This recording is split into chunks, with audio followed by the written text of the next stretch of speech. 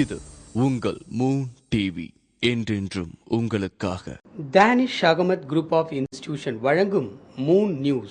Danish Ahmed College of Engineering, Chennai. Danish Ahmed Institute of Technology, Coimbatore.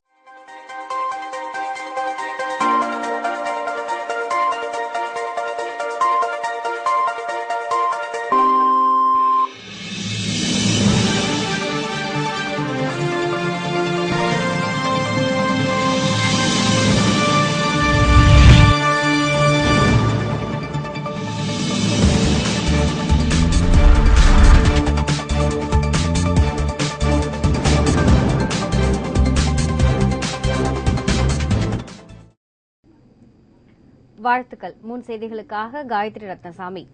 தலைப்புச் செய்திகள். CBSE 10ஆம் வகுப்பு தேர்வு முடிவுகள் இன்று வெளியானது. சென்னை மண்டலத்தில் 99.86% மாணவ மாணவிகள் தேர்ச்சி. ஆர்கே நகர் இடைத்தேர்தலில் பாமக போட்டியிடுவது குறித்து நிர்வாக குழு விரைவில் முடிவு செய்யும். பாமக நிறுவனர் ராமதாஸ் அறிவிப்பு. மீன்பிடி தடைக்காலம் நாளையுடன் நிறைவடைகிறது. மீனவர்கள் நாளை நள்ளிரவு முதல் மீன்பிடிக்க கடலுக்குள் செல்கின்றனர். விரிவான செய்திகள். சிபிஎஸ்இ 10ஆம் வகுப்பு தேர்வு முடிவுகள் இன்று இணையதளத்தில் வெளியானது. சென்னை மண்டல அளவில் 99.86% மாணவ மாணவிகள் தேர்ச்சி பெற்றுள்ளனர். சிபிஎஸ்இ 10ஆம் வகுப்பு தேர்வு மார்ச் 2ஆம் தேதி முதல் 26ஆம் தேதி வரை நடைபெற்றது. இந்த தேர்வை நாடு முழுவதும் 13 லட்சத்துக்கும் மேற்பட்ட மாணவர்கள் எழுதினர். இந்த தேர்வு முடிவுகள் இன்று பிற்பகல் 1 மணியளவில் இணையதளத்தில் வெளியிடப்பட்டன. சிபிஎஸ்இ தேர்வில் சென்னை மண்டல அளவில் 99.86% மாணவ மாணவிகள் தேர்ச்சி பெற்றுள்ளனர். இதில் ஆந்திர மாநிலம் மண்டல அளவில் முதலிடம் பிடித்துள்ளது.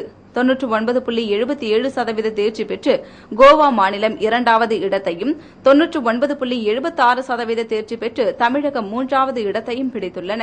சென்னை மண்டல அளவில் 99.3% பேர் தேர்ச்சி பெற்றுள்ளனர். சென்னை மண்டலத்தில் 1,42,076 பேர் தேர்வு எழுதினர்.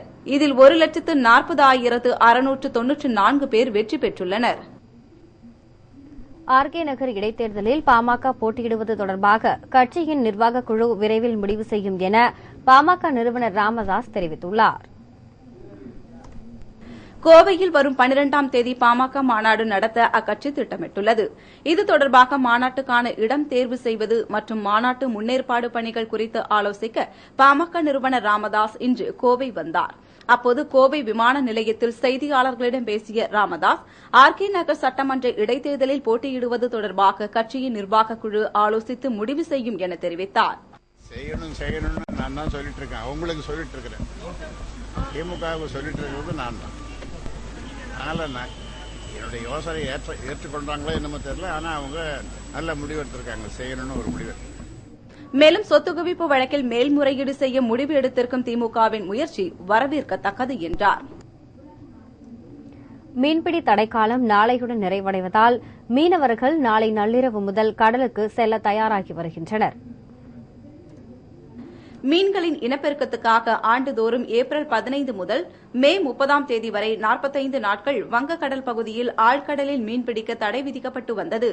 ஆனால் இந்த ஆண்டு இந்த தடை 61 நாட்களாக அதிகரிக்கப்பட்டது.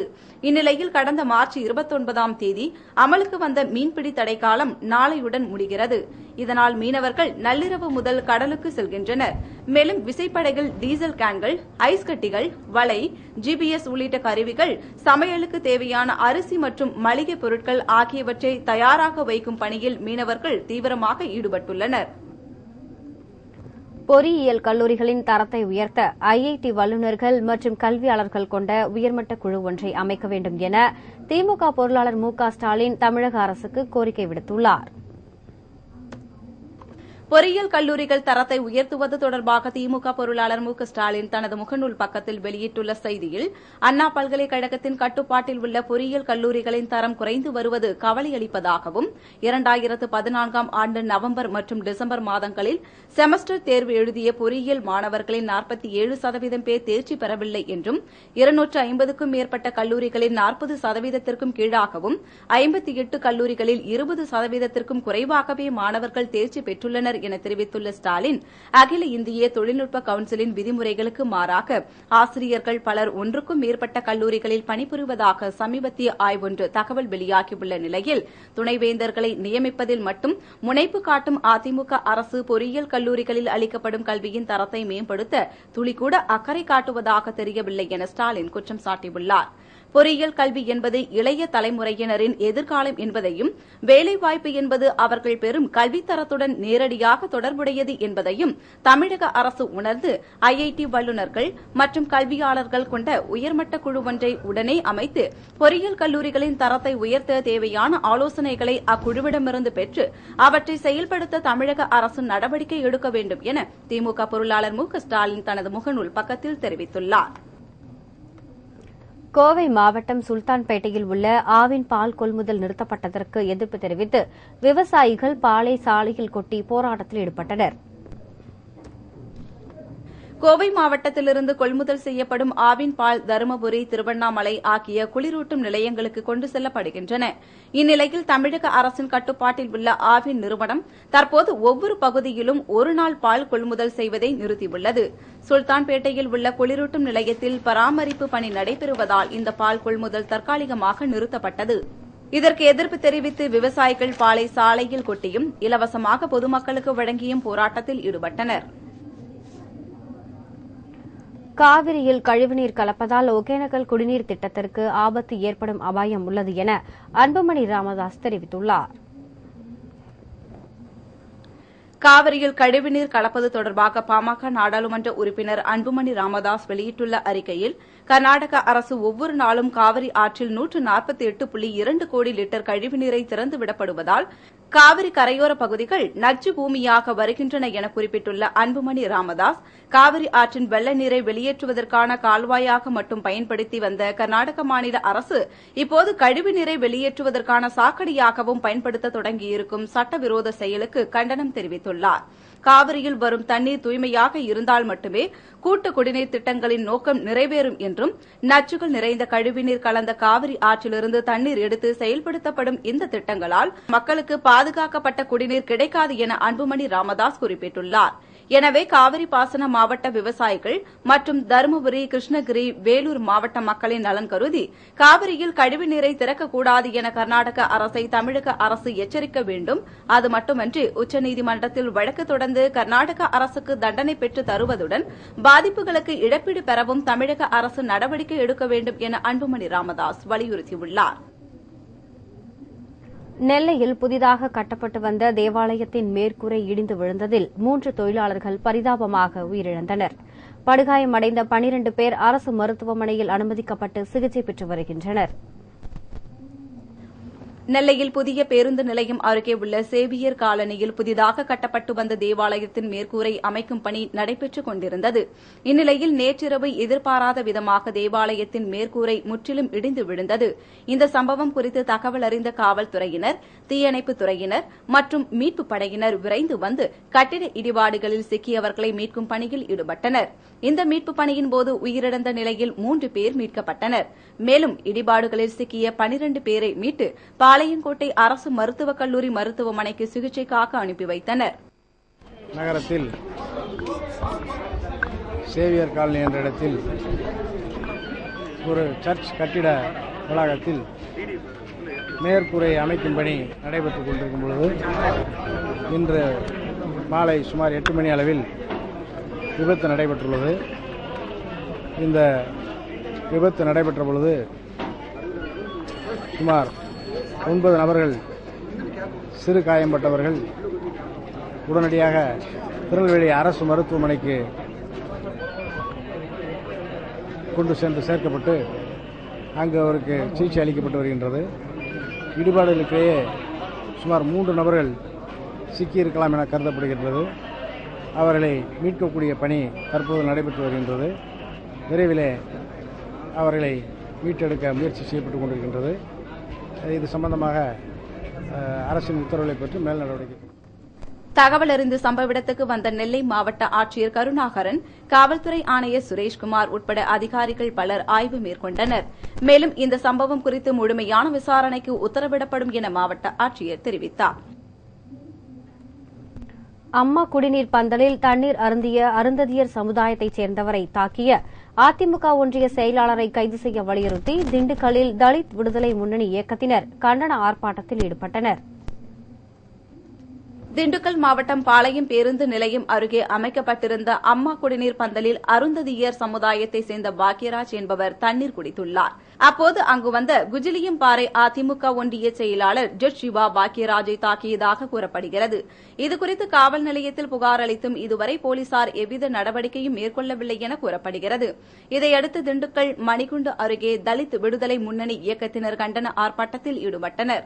தண்ணீர் பந்தலில் வைக்கப்பட்டிருந்த தண்ணீரை மூழ்கு குடித்ததனால் அங்கே இருக்கக்கூடிய செப் சிவா என்று சொல்லுகின்ற அண்ணா திராவிட முன்னேற்ற கழகத்தினுடைய ஒன்றிய செயலாளர் அருந்ததியர் வகுப்பை சார்ந்த பாக்யராஜ் என்பவர் அந்த பானையை தொட்டதனால் தீட்டுப்பட்டு விட்டது என்று சொல்லி மிருகத்தனமாக அவரையும் அவருடைய தாயாரையும் அங்கே தாக்கியிருக்கின்றார்கள். தாக்குதல் நடத்திய ஜெட் சிவாவை கைது செய்ய வேண்டும். அவர் மீது நடவடிக்கை எடுக்காத பட்சத்தில் அதிமுகவிற்கு எதிராக தலித் சமுதாயத்தினை ஒன்றிணைத்து தெருமுனை பிரச்சாரங்கள் போராட்டங்கள் நடத்தப்போவதாக தலித் விடுதலை முன்னணி இயக்கம் தெரிவித்துள்ளது. தனியார் பெயிண்ட் நிறுவனத்தை தமிழக அரசு ஏற்று நடத்த வேண்டும் என வலியுறுத்தி பெயிண்ட் தொழிலாளர்கள் சென்னையில் இன்று போராட்டத்தில் ஈடுபட்டனர். சென்னையை அடுத்த திருப்பெரும்பத்தூரில் இயங்கி வரும் தனியார் நிறுவனத்தை தமிழக அரசை ஏற்று நடத்த வலியுறுத்தி அந்த நிறுவனத்தில் பணிபுரிந்த தொழிலாளர்கள் சென்னை தேனாம்பேட்டையில் உள்ள தமிழ்நாடு தொழிலாளர் நலவாரிய அலுவலகத்தை முற்றுகையிட்டு போராட்டத்தில் ஈடுபட்டனர். அப்போது செய்தியாளர்களிடம் பேசிய ஏஐசிசிடியு தொழிற்சங்கத்தின் சட்ட ஆலோசகர் பாரதி, ஏசியன் பெயிண்ட்ஸ் நிறுவனத்தில் சுமார் 800க்கும் மேற்பட்ட தொழிலாளர்கள் பணிபுரிந்து வருவதாகவும் இதில் நிர்வாகத்தின் விரோத போக்கை கண்டித்து போராட்டத்தில் ஈடுபட்டதால் சுமார் 60க்கும் மேற்பட்ட தொழிலாளர்களை நிர்வாகத்தினர் பணிநீக்கம் செய்துள்ளதாக குற்றம் சாட்டினார்.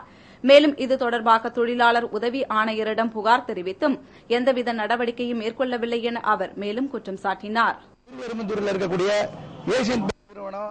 இங்க கம்மியான காசுக்கு நில நீர் உற்பத்தி எல்லாத்தையும் எடுத்துக்கிட்டு அங்க இருக்கக்கூடிய 250 தொழிலாளர்களை இன்னைக்கு 64 தொழிலாளர்களை வேலையை விட்டு வெளியே அமைச்சிருக்காங்க. எல்லாரும் மேலே பழிவாங்கல் நடவடிக்கை, தற்காலிக பண்ணிக்க வேலை நிற்கும். கேள்வி கேட்கறதுக்கு இல்லாம இந்த தொழிலாளர் துறை தூங்குது. அதனால நாங்க தமிழக முதல்வரை உடனடியாக சந்திக்கணும். இந்த ஏசியன் பெயிண்ட்ஸ் நிறுவனத்தை தமிழக அரசாங்கம் ஏற்று நடத்தினா மட்டும்தான் தொழிலாளருடைய பிரச்சனைக்கு தீர்வு காரணன்றதுக்காக இன்னைக்கு தொழிலாளர் துறை அலுவலகத்துக்கு வந்திருக்கோம். எங்களுடைய பிரச்சனையை இன்னைக்கு வரைக்கும் யாரும் தீரல. தொழிலாளர்கள் விரோத போக்கினை அந்நிறுவனம் கடைபிடித்து வரும் இந்த பெயிண்ட் நிறுவனத்தை தொழிலாளர்களின் நலன் காக்கும் வகையில் தமிழக அரசை ஏற்று நடத்த வேண்டும் என போராட்டத்தில் ஈடுபட்ட தொழிலாளர்கள் கோரிக்கை விடுத்தனர்.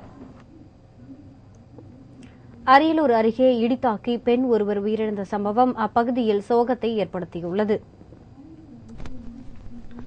அரியலூர் மாவட்டம் கோவிலூரை சேர்ந்தவர் கோவிந்தம்பாள். கடந்த சில தினங்களாக இப்பகுதியில் பலத்த மழை பெய்து வந்துள்ள நிலையில் இவர் தனது மகள் வீட்டிற்குள் சென்றுவிட்டு தனது வீட்டிற்கு திரும்பியபோது மழைக்காக மரத்தின் கீழ் ஒதுங்கியுள்ளார். அப்போது எதிர்பாராத விதமாக இடி தாக்கியதில் கோவிந்தம்மாள் சம்பவ இடத்திலேயே பரிதாபமாக உயிரிழந்தார். இரவு பேத்தி வீட்டிலிருந்து தன் வீட்டுக்கு செல்லும் போது இடிகள் விழுந்ததனால் பாட்டி கீழே விழுந்துட்டார்கள். கீழே விழுந்தவுடன் மரம் கீழே பலத்த இடியுடன் கூடிய மழையினால் மரமும் கீழே விழுந்து விட்டது.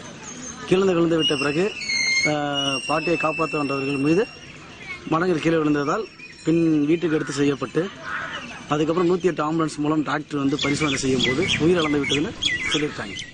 தகவல் அறிந்து அங்கு வந்த காவல்துறையினர் உடலை மீட்டு பிரேத பரிசோதனைக்காக மருத்துவமனைக்கு அனுப்பி வைத்தனர்.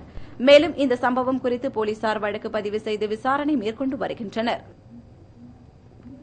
விளம்பர இடைவேளைக்கு பிறகு செய்திகள் தொடரும்.